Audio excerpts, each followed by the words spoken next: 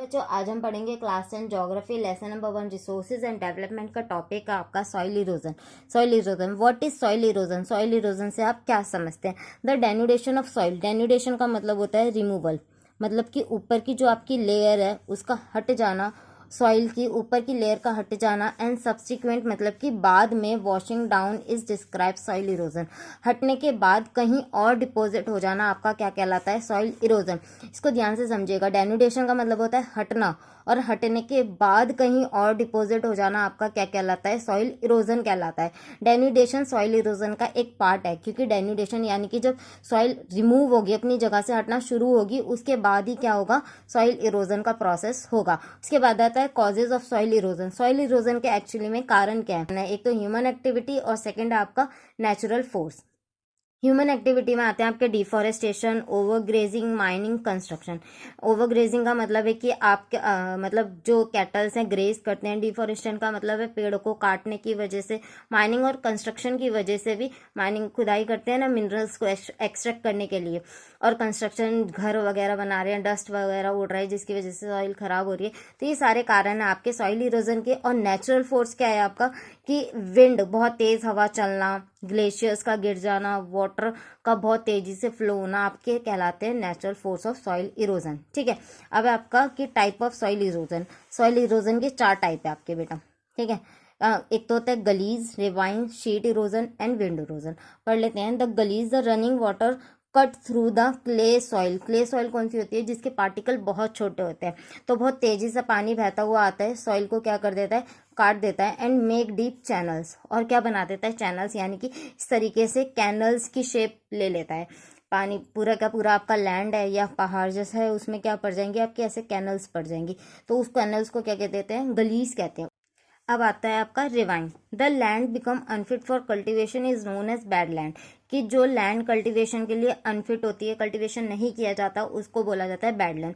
These bad land are called ravines in Chambal. Chambal यानी कि जो आपका चंबल का एरिया है, इसी टाइप के बैड लैंड को वहां पे क्या कहा जाता है? रिवाइंस कहा जाता है। रिवाइन मतलब कि वहां पे जो लैंड है आपका पूरा का पूरा, उसमें गलीज पड़ गए हैं। गलीज पड़ गए यानी कि जगह जगह पे कैनल्स, गड्ढे हैं, जिसकी वजह से वो लैंड क्या है? बैड लैंड है, फिट नहीं है फॉर द कल्टीवेशन।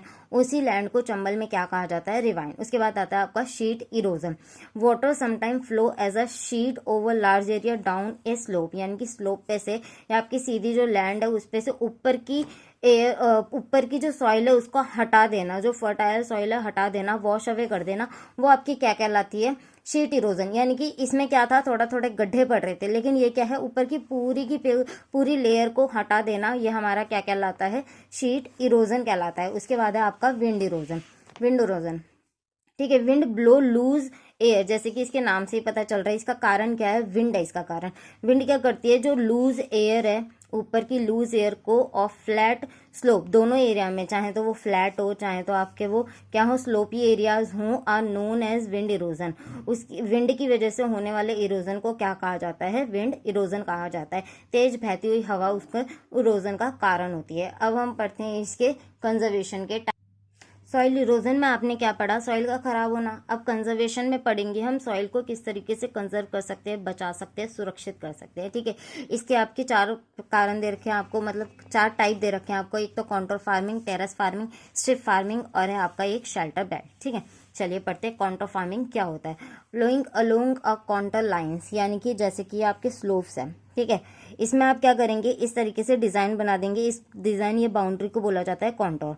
तो ऐसे कॉन्टोर बना दिए जाएंगे। ठीक है। अब यहाँ पे क्या है आपकी? ये ट्रेंचेस है, मतलब कि खाई सी बना देते हैं, खोद देते हैं यहाँ पे।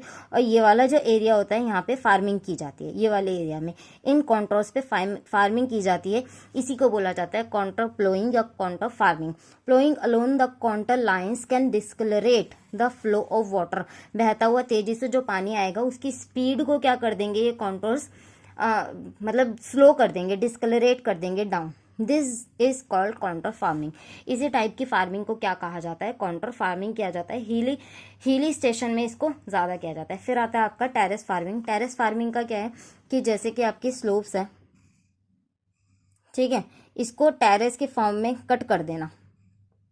टेरेस की फार्मिंग में इस तरीके से कट कर देना हमारा क्या कहलाता है, terrace farming. Steps can be cut down on the slope making terrace, ये जो स्टेप्स को आपने काटा है इसको बोला जाता है terrace. Terrace cultivation restrict erosion, और ये टेरेस क्या है कि इसकी वजह से जो सॉइल इरोजन हो रहा है वो उसको रोक देता है। कहाँ पे ये की जाती है, ये वेस्टर्न एंड सेंट्रल हिमालय में की जाती है वेल डेवलप, मतलब बहुत ज़्यादा वहाँ पे डेवलप्ड है। बेटा टेरेस फार्मिंग सिर्फ स्लोप्स पे की जाती है और काउंटर फार्मिंग हम नॉर्मल लैंड पे भी कर सकते हैं, ठीक है। जैसे ये आपका लैंड है, इस पे इस तरीके से आप काउंटर बना देंगे, वो भी आपकी क्या कहलाएगी, काउंटर फार्मिंग कहलाएगी, ठीक है।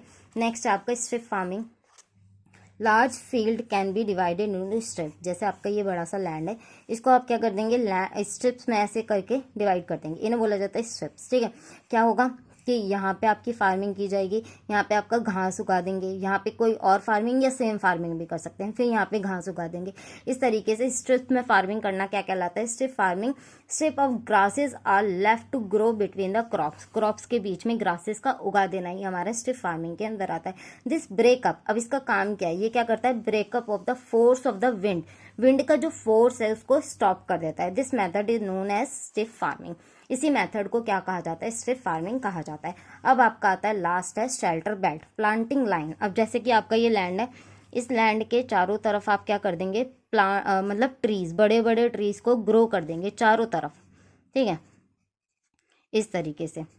अब क्या है कि planting line of tree to create shelter, अब इसका काम क्या है, ये शेल्टर बनाएगा। Row of such trees are called shelter belt, ये जो रो आ रही है ट्रीज की, इनको क्या कहा जाता है, शेल्टर बेल्ट कहा जाता है। This shelter belt have contribute significant to the stabilisation of the sand dunes, stabilisation यानी कि रोकना।